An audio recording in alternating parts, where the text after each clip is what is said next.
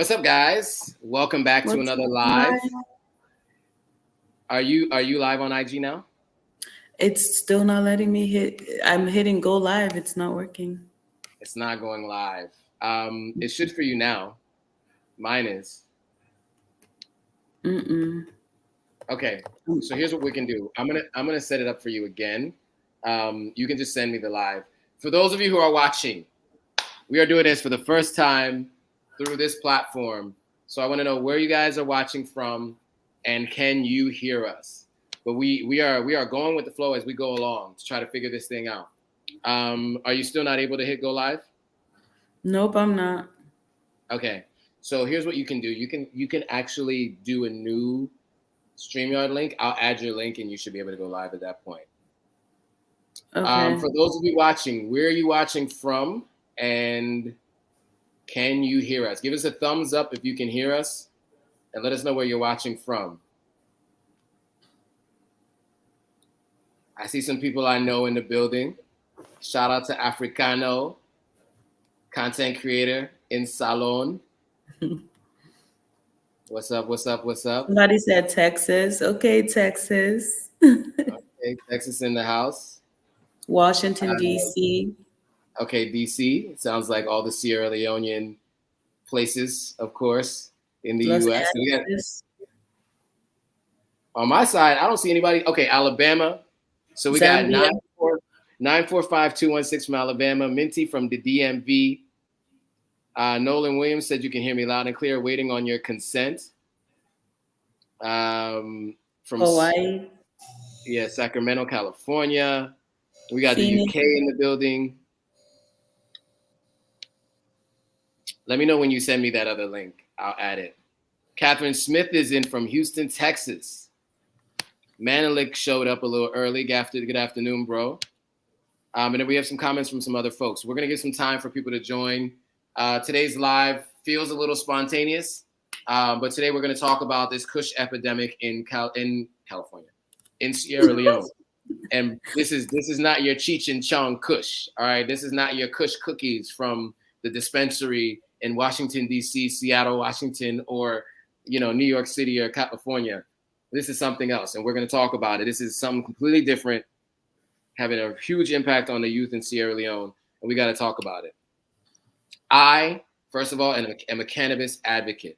So this is not a cannabis issue. This is something else, and it's very, very serious, and we're going to talk about it. I mean, it's some serious stuff. So we'll be getting into it in a moment here. I just resent the link. Okay, cool. So it's going to take a moment, and we're going to add admire. Oh, I know why it didn't work before, because I added the wrong link before. My bad. Oh my God. So guys, you guys got to understand. Bear with us here. This is our first time doing this as a group on this platform. But please. Weekly, we plan to go live and do this weekly. Our goal is to always bring you stories from Sierra Leone, what's happening, and how it's impacting people on the ground and the diaspora as a whole.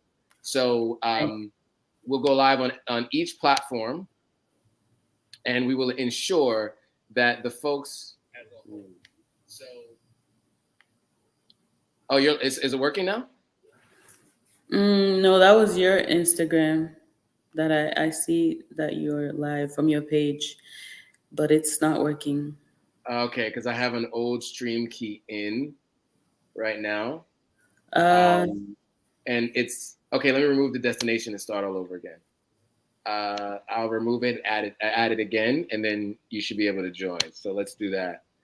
Sorry about that, guys. Again, these things are challenging. It's new for all of us, but I think we're getting the hang of it. You should be able to go live now. So Catherine's from Houston, Texas. We already said that. Who else do we have in the building from Instagram? We got a bunch of people watching from where?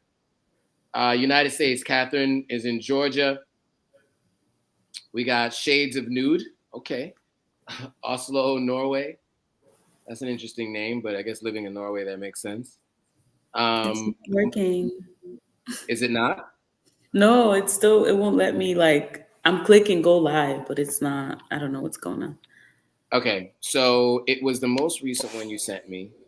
the 1 minute ago one, but it should go live. I don't know why it's not going live. Let me just edit again and try it Okay, so again. I just came on the Instagram tab. The screen that was there, like going live with streaming software screen, it's gone. This is so weird. And I didn't exit out. Sorry about that. Technical difficulties. We're back. So what'd you say, Meyer? You just did something. I was saying that I just went on the Instagram tab, like where the go live thing was, it just disappeared. Yeah, it disappeared because I removed it. I'm gonna re-add it right now. And so I think you might have to send me a new stream key. Okay. All right, guys. So sorry about this, Sorry, guys. guys. This is hard. This is what we're doing right now is we're using a third party, and Africa and technology and everything is working against us. It's conspiring against us. But we're gonna have this conversation about what's going on with Kush in a Yes, moment. we are. So here's what we'll do. While this is up on the screen and people can see what's up on the screen, I will say this. As a cannabis advocate, I first heard about what they're calling Kush here in Sierra Leone about 4 years ago. And for me, it was just like, oh, all right, this is Kush. You know, who doesn't like some Kush? You know, if you're a cannabis consumer. I was quickly alerted to the fact that I don't know what you think Kush is, but it's not that. And I was shown a video of someone that was a very disturbing video. And then throughout the last couple of years, over and over again, I've heard about this thing happening at a bar, Moms, where a young a young employee there had an untimely demise. And then I've also seen at other places where other people had experienced loss of life. And so it's a really, really important topic to have and discuss. And we wanted to make sure we brought this to you guys. By the way, I got the stream key. Okay. We brought it to you guys' attention and we talked about it. So, Admire, you should be able to do it now. Okay, let me try. Go back to that tab. Hopefully, the Yes, finally. All 2 righty. thumbs up. All right. So we'll reintroduce the topic to everybody on the Sierra Leoneans Killing It channel. All right. So let's do this. Let's start with introductions. This is the first of many cooperative lives that we'll be doing as Sierra Leoneans Killing It and Authentic African. Today we're talking about that mass burial for the 32 Kush victims, and we're going to talk about the history of Kush and everything that goes along with it. But first, let's talk about who we are. So I'll do a quick introduction. My name is Joe Hotagua. I'm an American-born Sierra Leonean who repatriated from the U.S. to West Africa in 2020. I am the CEO of Authentic African Media Group, and we focus on everything from Pan-African breaking news, Pan-African activism, culture, and history. I help people get African real estate, invest in Africa, and travel to Africa.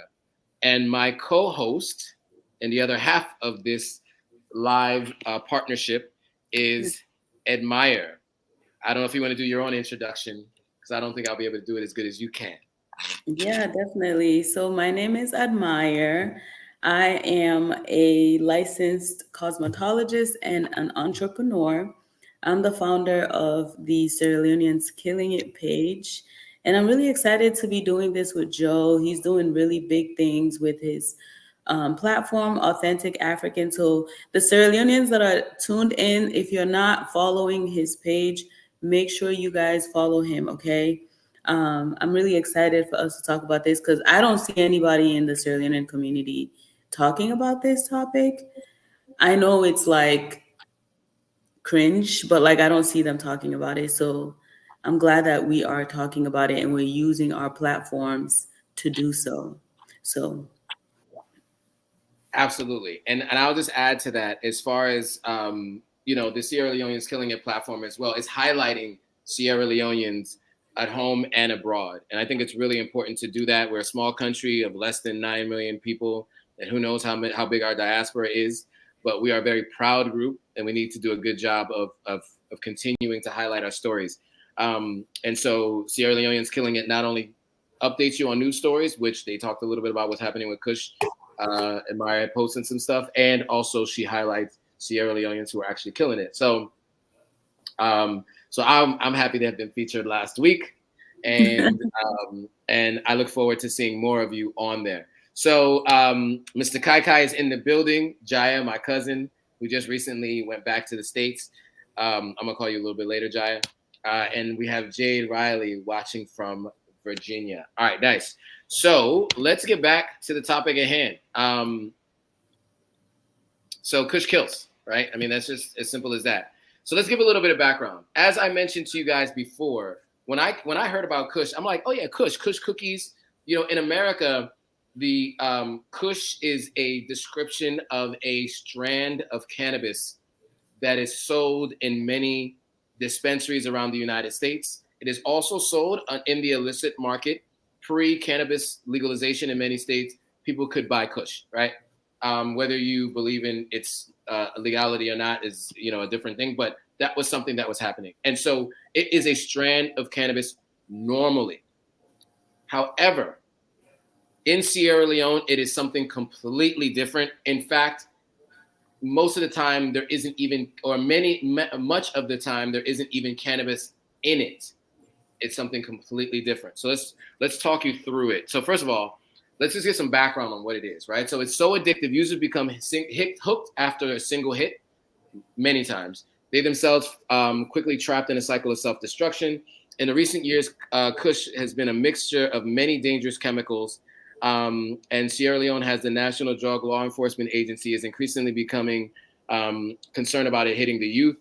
It's only 25 US cents for a dose for an hour-long trance, and the drug is extra addictive. So, as they're saying here, it appeared around 5 years ago, wreaking havoc among the young people. It mimics cannabis in some cases. The early versions did, but now it's what they're calling a zombie drug. So let's talk about some of the ingredients previously and the ingredients today.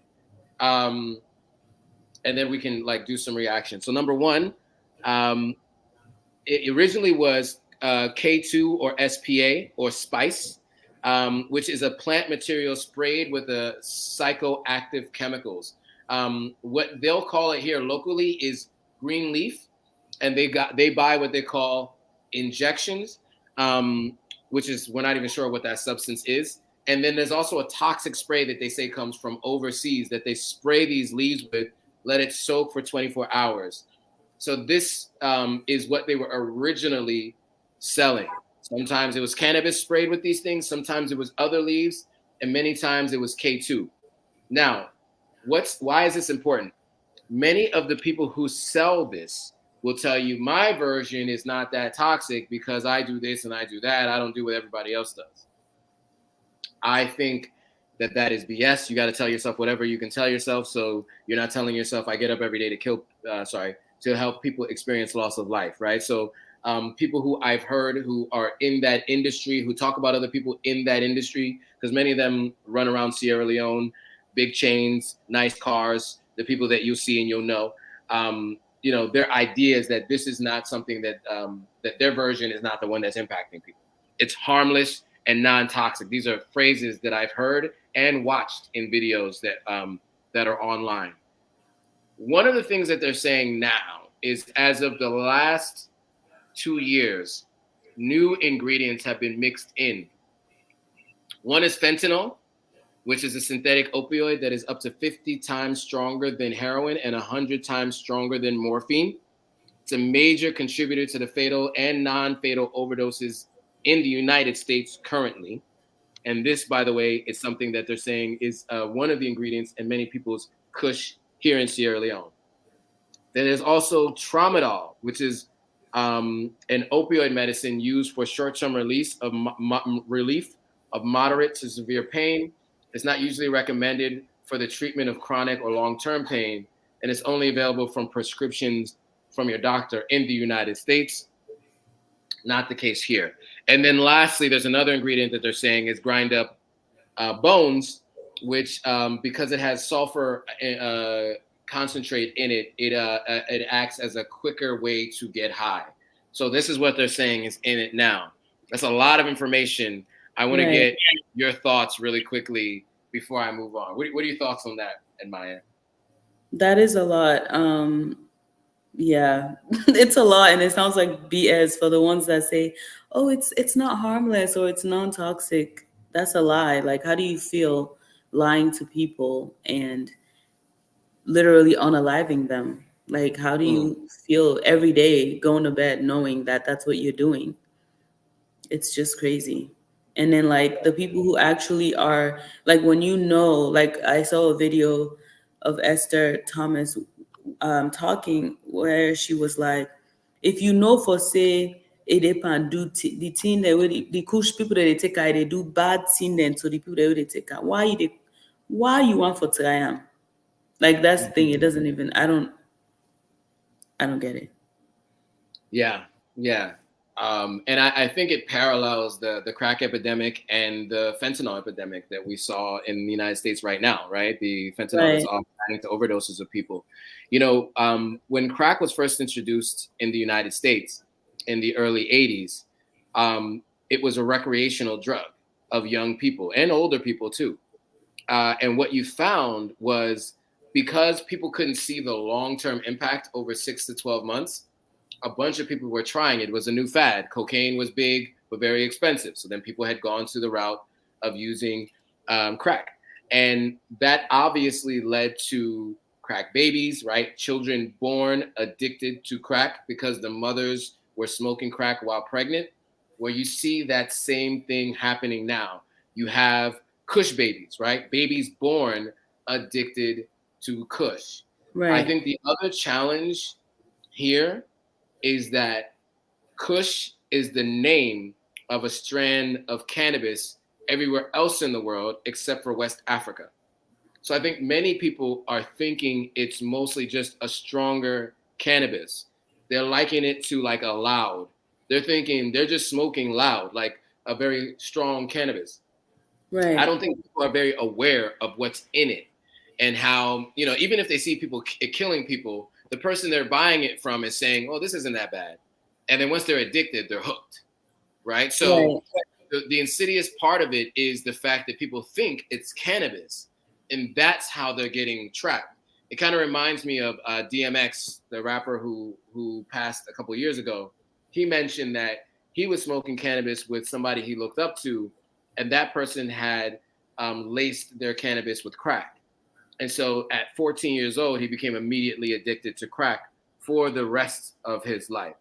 And so I think it's the same kind of thing as people are thinking they're smoking cannabis, but they're actually smoking synthetic cannabis and tramadol and or fentanyl and or right. human bones and all these other things as well, Yeah, which that's is crazy. which is crazy. It, And it so yeah, I mean, is. that is I think a hugely important part of the story. And there are like many stories like this where 19 cartons of tramadol went missing from the query. Sorry, from Elizabeth to somewhere. I don't know how to pronounce that. But like, okay, 19 cartons of tramadol. So where do you think that tramadol is going?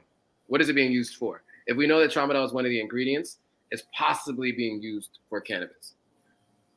Um, there was this story of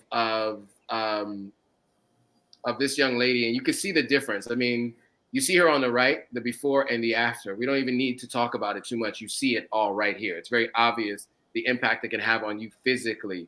Right. And you basically waste away. I mean, people are perishing on Kush daily. Daily, people are experiencing loss of life. I don't know if you have anything to say about the last two slides. Or you just what we were talking about. Honestly, this photo got me again because I seen it yesterday circulate. It's circulating on TikTok. I was so like, I felt so bad. Like, it's so sad. It really is. And it's Yeah. sad that people are being misled, like lied to. Let me read this comment. Somebody said, yeah, I initially was also under the impression that it was just a stronger version of weed until I started watching documentaries of it on YouTube and doing my personal research. Exactly. Like, that's so crazy that people are misleading our people back home. It's just really sad, man. Yeah, and you know, I was drawing the parallels between the crack epidemic and the Kush epidemic in Sierra Leone, and one of the things that I've also noticed too is Hmm. the is people like idolizing folks who've made a lot of money off of Kush here in Sierra Leone, much like people were doing in the United States. You know, Freeway Ricky Ross is somebody who's out trying to. He's out of jail now. He did about 20 something years in jail. He's out trying to turn things around. But two rappers named their rap name on one person who was the biggest crack dealer in California. His name was Freeway Ricky Ross. And so you can imagine two rappers, Rick Ross, who has also likened himself to Big Meech, who had 32 states where he had organizations where he was selling drugs out of and was convicted for other things, etc. But going back to Freeway, who was a rapper from Philadelphia, Rick Ross, a rapper from Miami, both took their name from Freeway Ricky Ross, who was a notorious crack dealer from the 80s in uh, Los Angeles. Now, two things I want to talk about here. One, um, it has to come from somewhere. So, although we have to hold these folks accountable, and I don't think we should be holding them in such high regard because they are a reason for loss of life in our country, it had to come from somewhere to get to them.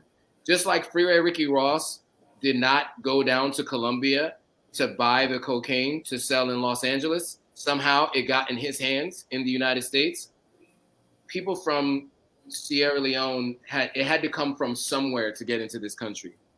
So Right. we need to it needs to go back to those folks. Those are the people that need to be held accountable. I want to go through one comment really quickly because I think Andrew Statiker is a perfect example of how we all thought Kush was something different when we first heard about it. He said, "I wonder if legalization is a better option at this point. The way the green leaf can be safely consumed by the citizens of Salon and surrounding countries, it would also boost tourism. Safely regulated and economically taxed would be a win-win for Salon." I agree if that was cannabis we were talking about. Unfortunately, Kush is not cannabis. This Kush that they've reappropriated here is not at all cannabis. So legalization, I don't think helps. I think treatment is what's going to help in this particular instance. Um, yeah, Some, and go ahead. Yeah, you had something. somebody asked, is this an African wide thing or just Sierra Leone? It's definitely a West Africa wide thing, but not everywhere. I just spoke to someone a little earlier. I don't. You guys might know I was live about 2 hours ago in Burkina Faso, and it doesn't seem to be as big in Burkina Faso. But in Liberia, they're criminalizing the usage of it, and in Guinea, it's also a big challenge as well. Oh, So wow. it is happening in Guinea and Liberia as well. And many of the drug dealers here are going and selling in Guinea and Liberia as well. And you know, as part of what I do, oh, network.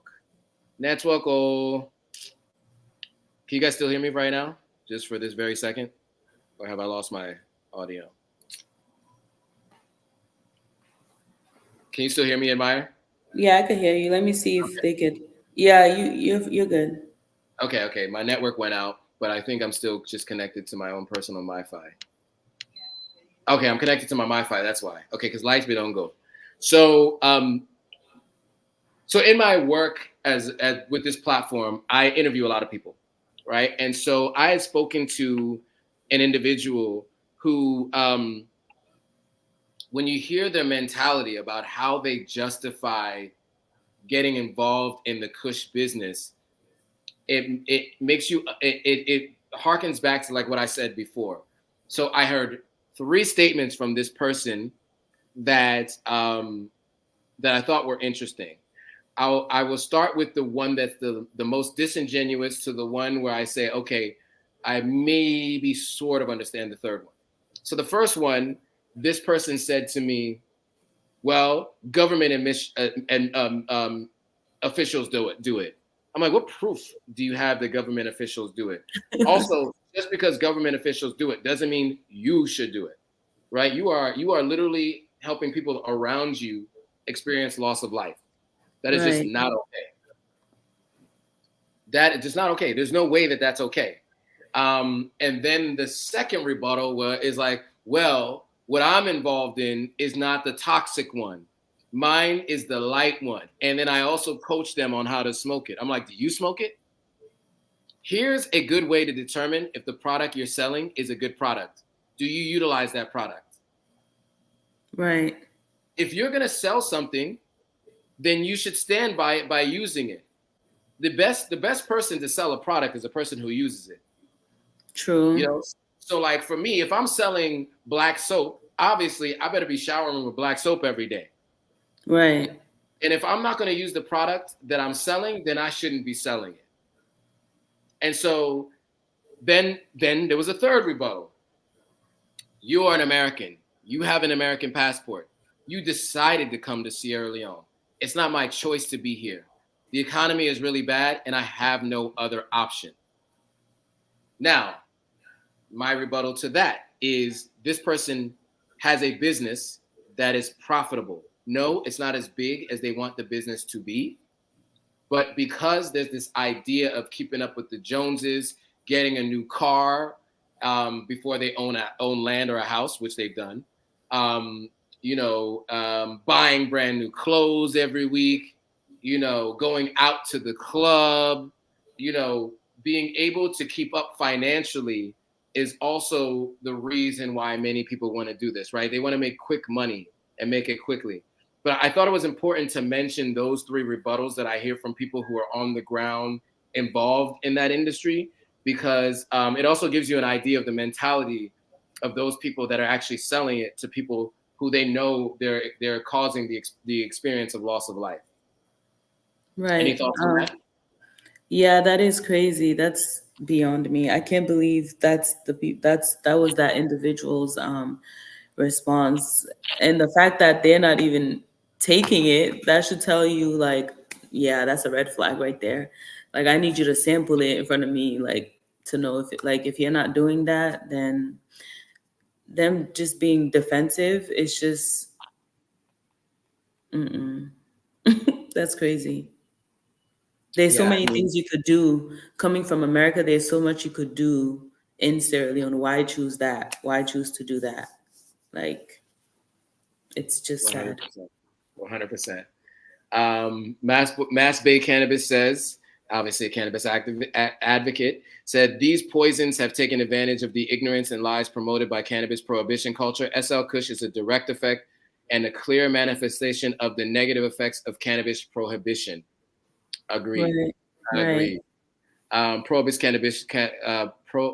Cannabis prohibition is ridiculous. It needs to be legalized everywhere. Marie Shy says, peace. I seen this a week ago and started crying. This makes me sad. Yeah, it's very sad. Shoot Bebop Rocksteady says, I think Salon economically is not a place to be selling anything to escape from reality. It needs to be a must to change the reality for better, especially for the youth.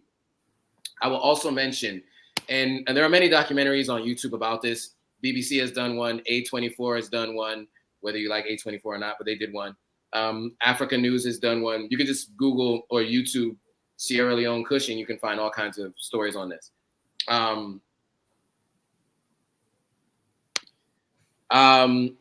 Mass Bay Cannabis says, I think you misunderstood what I said. He said, I respect your opinion, AA, but before you dismiss cannabis decriminalization, I didn't dismiss it. I actually am an advocate for cannabis legalization. So I think you misunderstood what I said. I was speaking to the person who thought Kush here was cannabis, because it's not. And if in case you joined late and missed that, you'll see what I was talking about. What they thought I was talking about was actual Kush, which I'm a cannabis advocate. So I'm all for cannabis decriminalization and legalization. So I am by no means am dismissing it. Because for nothing more than, even at the very least, you can do more research and see its positive impacts on the human body, cannabis itself. But right now we're talking about Kush, which is not at all tied to cannabis. Right. So I know that it uses the name, but it's not at all tied to cannabis. So I want to get into some specific news stories that that speak to how people are being treated. But before I do, one of the things that I saw was, sometimes they are treating folks as psychiatric patients. And as of the last updated video that I saw, which I think is 3 months old, there's one psychiatric hospital in the entire country. One. And so for folks that are, and by the way, generally, if you are coming down off of a substance, a psychiatric hospital generally is not where that should happen. It should actually be a treatment facility, a rehab clinic, a substance abuse treatment facility is generally where you would want people to go. But because there is a lack of that, and the closest thing you have to that is a psychiatric hospital, you have 10 people in a small space, like almost looking like a jail, weaning off of this substance in real time. And it is tough to watch and to see. And but that is what's happening. That is what's happening today.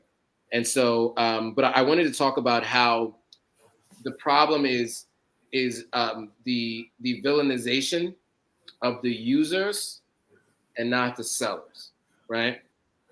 There are people who will villainize the users, but there isn't enough of a push to villainize the people selling. A couple pages, Salon Congosa and others, have been identifying alleged people who are in the practice of selling Kush to our youth.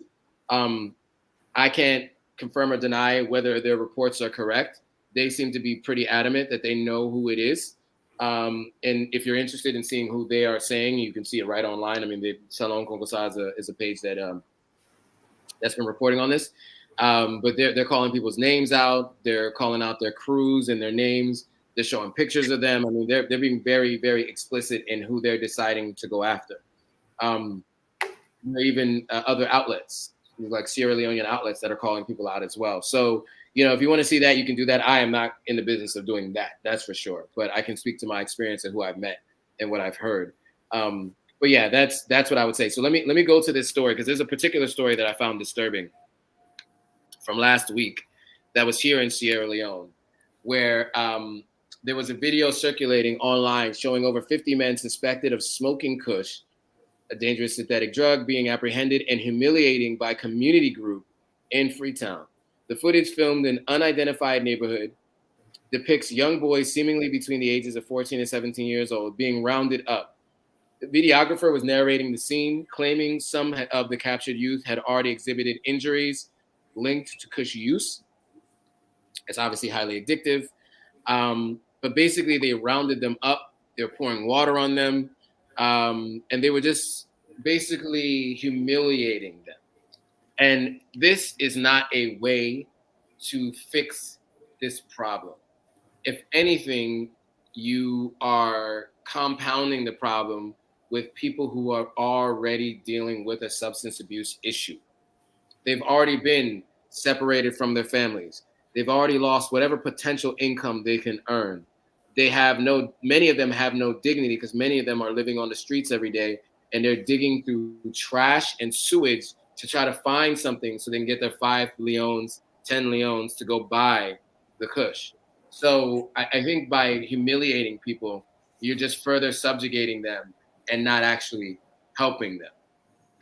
And criminalizing the usage of it also isn't helpful, which is what I'm seeing in other countries. I've heard that other countries, I don't want to speak to any in particular, have been criminalizing the usage of it. And again, and again, basically not helping. Because if you criminalize it, you're putting them in jail, but you're not stopping their addiction, and they're going to find a way to get it. They're going to find a way to get it, because if they're out in 2 days, 3 days, whatever, they're going right back to doing it again. This is Right. an substance. You need treatment programs teaching people what the impact is and how they can find solutions to smoking it. There was a lot I just said. I want to turn it over to you, Admire, for any additional thoughts there. Yeah, no, I saw that video too, and it absolutely crushed my heart. It doesn't make sense for them to be arrested, like you said. I totally agree. A treatment facility would be the best option, and I truly hope that they catch the actual people that have been selling it and that they are punished because this is crazy. Somebody commented and said, I think the nation as a whole needs to be educated about the drug.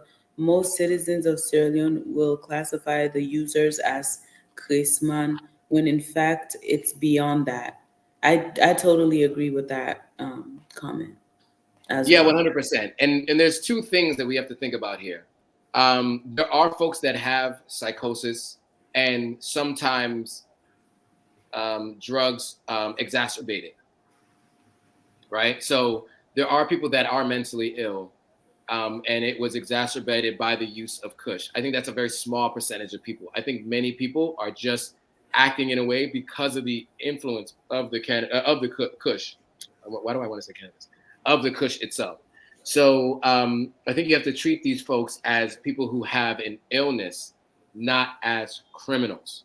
You need to treat the criminals as criminals, right? So Sai says, "Oh man, I saw these videos, very disturbing." Shoot says, "Yeah, it's no good. They need to get the people that are selling it." Mr. Kai Kai Right. himself says, "To be honest, we're only at the tip of the iceberg. There are many long-term consequences to Kush that haven't seen yet, and many not that won't impact society for another 5 to 10 years." You're exactly right, because the crack epidemic, by the time I was born, many years ago, 1984, my my mom told me I was born in Harlem Hospital. Harlem was one of the centers of the crack epidemic.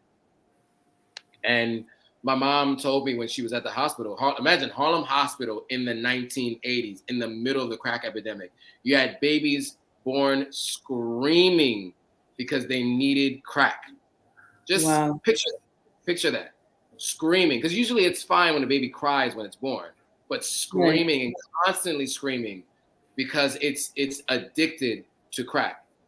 And over the years, what you find is you have like a whole generation, people my age, which then became substandard members of society, and then also having kids.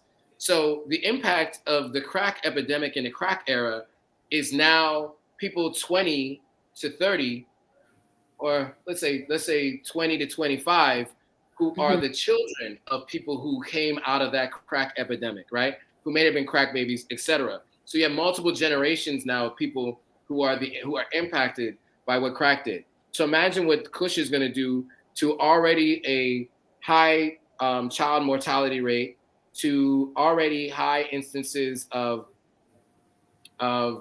food insecurity and housing insecurity.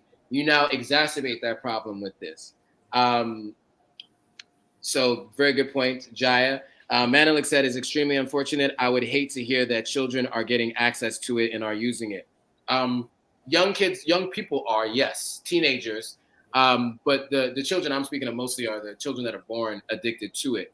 But yeah, Right. young people, sure, are definitely being impacted by this. Are there any other comments or thoughts before I move on? I did see a video on TikTok last night or this morning where like there's a Kush baby. Like they said they fed him and stuff, but it bet for the Kush. Like that's crazy. Somebody commented and said it's time for the people of Sierra Leone to step into their power. There's a tendency to point fingers at the government, even when the action in question are within their control. Let me see if there's any more comments. Okay. Yeah, I think that's another thing. That person is right about that. I think one of the things that I have come around to more, I used to be a very, very big advocate for government, and I still am. I think government is an important factor. I mean, you need roads, you need bridges, you need regulation, because capitalism is where people's greed goes to flourish.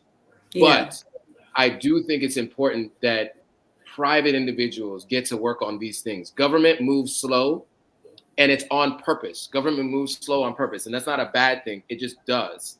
So when you have something like this, it's slow to move in on these kinds of things, regardless of where you are in the world. This is not a Sierra Leone only thing, just in general. So it does require people like us or private institutions to work on these things. People who have an understanding and a knowledge of substance abuse, especially those Sierra Leoneans working in that space. We will need you here in Sierra Leone. You don't need to move to Sierra Leone, but we just need to come and give advice. Even if you can go to the one psychiatric hospital we have here in Sierra Leone and just give some insight into what you've seen elsewhere that's been effective. If there are legislators, government officials that you can talk to, help them understand, I think these are all things that you can do, small parts to make an impact. Because I don't have any knowledge or understanding of the space, the only way I know how to help is to communicate it more broadly to a larger audience. So this is the part I'm playing, right? And same thing with Admire, right? I think our goal is to bring these things to the forefront so those of you who are experts in this field can actually do something about it. Right. Okay, cool. I'm very passionate about this, as you can tell, especially because it corrupts cannabis, which I am an advocate for. So that's my biggest issue here. Yeah. No, I get it. So now we're going to get to the main story of the mass burial, which has two elements to it. So we'll start with part one, and then we'll get to the part two. So on Thursday, March 14th, so Thursday of last week, I guess, or the week before last, in Freetown, the capital of Sierra Leone, 32 unidentified individuals comprising of 25 men and 7 women who had all experienced loss of life after taking the drug known as Kush were buried, according to a report by BBC. So BBC reported this. These individuals represent the latest casualties of this narcotic, a synthetic cannabinoid, which I'm not even sure it's a cannabinoid, but whatever the leaf is, blended with other hazardous substances, which has gained popularity in the country. Rene Camara, the lead at Connaught Hospital morgue, approximates that his team retrieves 2 to 3 bodies daily. Remember, we're a country. Freetown only has 1 million people. We're a country of 9 million people or less. So 2 or 3 people a day is 1,000 people a year. Due to the absence of identification, many remain unclaimed at the morgue. Kush addiction has taken hold, especially among young people facing dire circumstances. In 2022, medical staff in Freetown revealed to BBC I program that 90% of the male admissions to the central psychiatric ward were linked to Kush use. So 2 to 3 a day, and that's just kind of like a anecdotal like number they threw out there. Right. That's crazy. For crazy. less than 1 million people, or for about 1 million people, you have 2 to 3 people a day. That is 900 to 1,000 a year. Yeah, that are the life for this. That's crazy. That is crazy. Scary. Yeah, very scary. I think is 1,000 1% of 1 million? Somebody do some math for me. Is it? I don't know. I'm bad at math. But if it's not 1%, it's less than 1%, but it's still, there should be no percentage of people overdosing from something that just arrived here 5 years ago. Right. Like any percent is a bad percent. Okay, Lenora says yes. Thank you, Lenora. I appreciate you. Lenora's on top. So 1% of Freetown's population is perishing a year due to this substance. 1%. That's crazy. To something that just was arrived when we already have so many other things that people are experiencing loss of life from. you now are adding this additional 1% of our population perishing. And many of them are unidentified because many people don't have IDs and they've been separated from their families. So imagine you have a family member who got hooked on Kush. You haven't seen them in a year. You have no idea if they are alive or unalive. And you won't know because they just had a mass burial for 32 people who have no headboard, who are unidentified. And so those people are now under the ground and their bodies cannot be identified by their family. Think about it. Let's take that into consideration. Death is horrible, but at the very least, you want to be able to say your goodbyes. You want to be able to say, like, see the person. Right. In this case, you don't even. That was 32 people just gone, buried in the ground. Nobody who's in their family have any idea. Let's just really think about that. Yeah. Sorry to cut you off. Correction. No. Somebody said 10,000 is 1% of a million. Okay, so 1,000 is a tenth of 1%, but even still, less than 1%, but it's still too many. Yeah, that's crazy. Yeah, I appreciate the correction on the math. I don't do yes, math. Thank you. Yours truly, Geeks, for the correction. I usually don't do math in public, so my apologies on that. All right, so now this is an interesting thing. So there was also a video circulating. You guys can read what's on the screen, but there was a video circulating. I saw this video, and there was an arm moving, and the person stepped on the arm and continued to shovel dirt on the people. You saw the video, right, Amaya? I did. That was cringe. So it just goes to show how they see the folks that are using Kush. Now, right. In some cases, you might be able to say maybe it was a recently deceased, and sometimes they say that rigor mortis kicked in, things in your body happen where you move.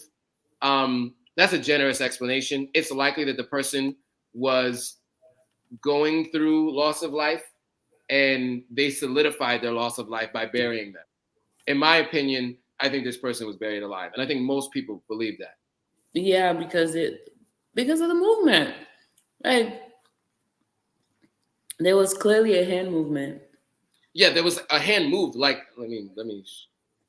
For those of you who haven't seen the video, the hand moved like this. Like this. Not like that fast, but like if you were like maybe unconscious for a while and they thought that you had, or maybe you were paralyzed in other places and can't talk or whatever, and it may have been something like that. But that person's arm moved and the person stepped on the hand, right? Right. Like, it wasn't just like they threw dirt on them. They stepped on the hand like to stop it from moving. Right. Anyway, you guys can watch the video and you'll see it. I've never seen anything like it. I've never seen anything like it.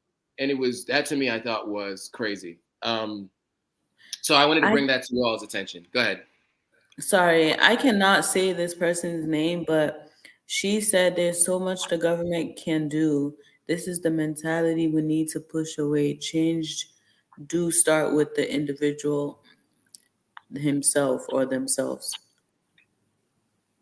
Yeah, I think there needs to be incentives given to those who are distributors. Incentives to stop, right? So finding them other lines of ways to generate income to incentivize them to stop. You know how, like, in the States, in cities where you have really high gun violence, they'll give you $200 for a gun or up to $1,000 for your gun. Mm-hmm. These kinds of things, I think, need to be taken into consideration. If I know one thing about Salomon, they like money, right? So if you may have to pay drug dealers to stop, and pay. And I know snitching, blah, blah, blah. I am not an advocate for people who are involved in crimes to snitch on other people. But look, at the end of the day, if you want to stop it, that is what the police is going to have to do. They're going to have to incentivize some people who are in it to turn other people over. And you got to go all the way to the top of the syndicate. You also need RICO laws. I know that sounds crazy. I know, that's not normally something you would hear someone of color say, but the same thing that because crack, you realize now I think one of the things that was an issue in America is that Black people were disproportionately impacted during the crack epidemic because the people who were bringing in the cocaine in the first place were never ever convicted, right? So it was always the low level dealers that were convicted. I'm not talking about low level dealers. I'm not talking about the everyday person who has no other options. I'm talking about the folks from the high level. And I'm not saying snitching is the solution. I'm just saying they need better tactics that might include incentivizing folks to help them sniff it out, figure out how it gets in, and cutting off the lines to it. That might be unpopular, especially because I don't know who's staying where I'm at right now. Might hear me talking right now and hear me saying this and be upset about it. But I think that there needs to be some solution. I don't know what Right. it is. I I don't know what. agree. Yeah, Strongly agree. Somebody said, "Hey Joe, where can I find the list of people identified for dealing Kush in Salon?" there's a page called Salon Congosa. You can check it out. They have names Yeah, and Instagram page. yeah, Salon Congosa is the name of the page. But to be clear, it's alleged. All Yeah, right. it's not confirmed or denied. Yeah, no, these people have not gone through the criminal system, have not been convicted.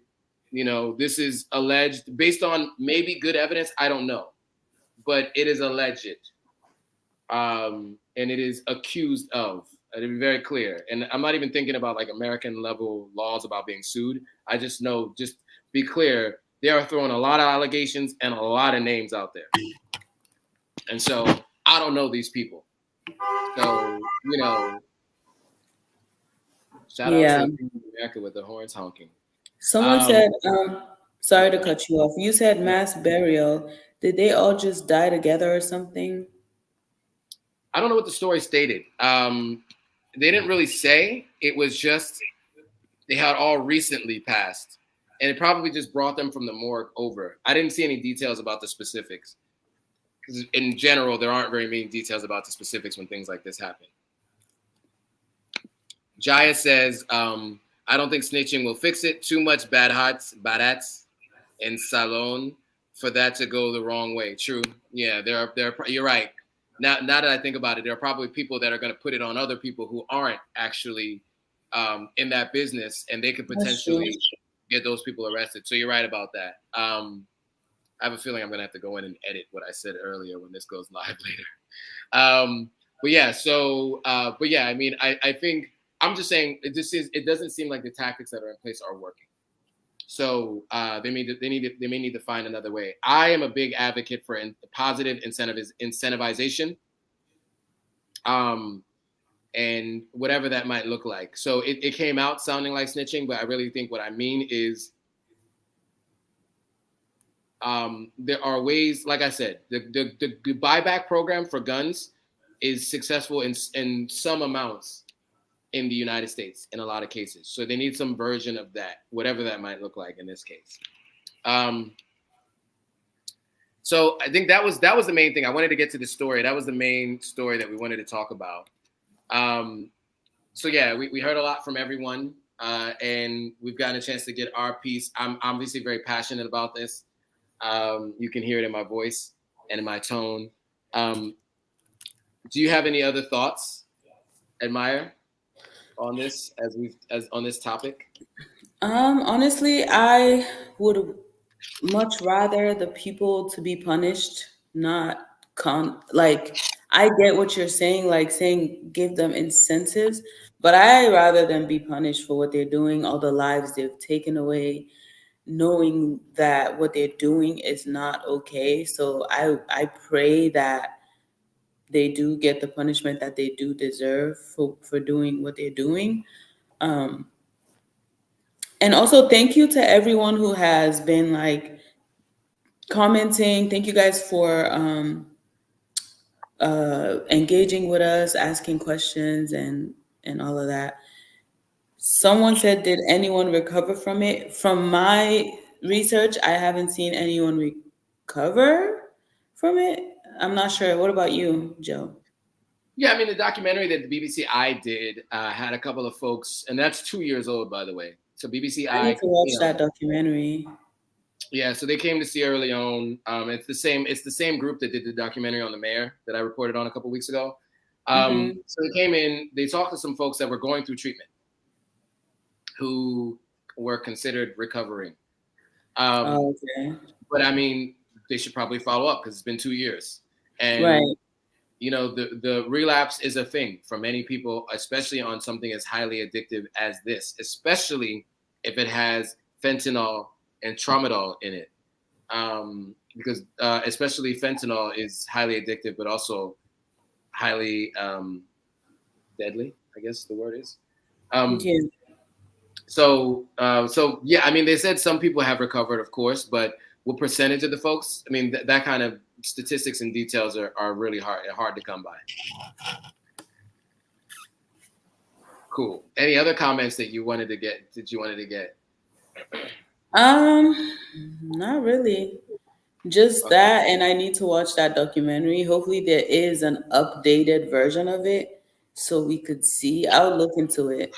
Um, but I really want these people to get caught and punished. Like they deserve to get punished There you for have it. real. I mean, I definitely And would like. also, I disagree with the people that are on Kush being in jail. Like that doesn't even help them. It does harm. It doesn't do any good. Like you said earlier, a treatment facility is the best option. Not jail, not them being whatever that they're doing, that's not it at all. Um Yeah, I mean, yeah. like, yeah, it's in the public humiliation piece too, right? Because that was something that we saw, right? Up to 50 young men were publicly humiliated. Um, you know, if let's say I'm being generous. Let's say 20% of the people who get addicted to Kush thought that they were just smoking cannabis. Hmm. Um, you can't blame that person who thought they were smoking cannabis for becoming addicted to something that they didn't think they were smoking willfully. Right. There's also the fact that when Kush first came to Sierra Leone, it was generally just K2 or spice, which is not as highly addictive. It's a psychoactive drug. Hmm. And there's a viral video of Miley Cyrus actually smoking K2 maybe like 10, 15 years ago. You guys can look that up online. And so in some cases, you could see, okay, somebody using that and thinking, all right, I'm all good. Um, but right now, we're talking about something where I don't think everyone is fully aware of it. And the dealers who are selling it to them are lying to them. Like, Right. mine is the good kind. It's not going to do that to you kind of thing. Right. So, and when you're buying something on the illicit market, you have to take the person's word for it. That person's selling you something, they're the expert. You're the Right. user. So you're going to listen to them and listen to whatever they say. So, Somebody yeah. asked a very interesting question. He said, could this be as simple and cynical as, oh my gosh, it keeps going up, as they're trying to destroy the youth, um, and stop any form of uprising from the people of tomorrow? I'm as I'm reading it, like it's jumping. The comment I can't even read, but yeah. But I know what you're trying to say. Like, But almost like who a knows? conspiracy theory. Like, yeah, like I mean, I don't. Okay, do you want to respond to it first, or should I? Honestly, who knows? Who like I don't know. I don't know if these people that are selling it are in some way or form connected with the government and it's a plan or propaganda. I don't know. It could be. That's a good question. That's my thoughts on it. Okay, yeah, I think anything is possible, but I tend not to dive into um, the waters of conspiracies it is tough to imagine this form of voter suppression, right? Mm-hmm. Right, like there are many ways to suppress the vote, for sure. But the thing is that if you're doing this, you're also getting your own party as well. You cannot. It's not like everybody who raises their hand for a particular party, they're like, all right, you all get the Kush. You see what I'm saying? So it doesn't make sense to lower your overall vote count. It looks like Instagram was disconnected because we went past an hour. Oh, damn. But yours is still live. Mine is done. Yours is still live for maybe another minute or so, another couple of minutes, because you got on late. How much time do you have? I don't know. It doesn't say. Does it have a countdown for how long you've been live? Nope. And then yours, it ended because yours was on this phone. And True salon uman, I get two phone. Of course. I don't post it. Me say if I get two phone, but like that's an African thing. All right, so I think it's an entrepreneurial thing. Yeah, it's an entrepreneur thing. You gotta have two phones. No, but anyway, so no, but to get back to the topic though, yes, as Admire said earlier, thank you guys all for joining and for participating. If you want to hear more stories like this, hit that thumbs up. Let us know that you want to hear more like this.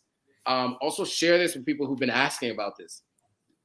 Friends of yours that are cannabis advocates, so that they know that, especially if they come here, and if somebody goes to sell them Kush, that they don't throw their life away.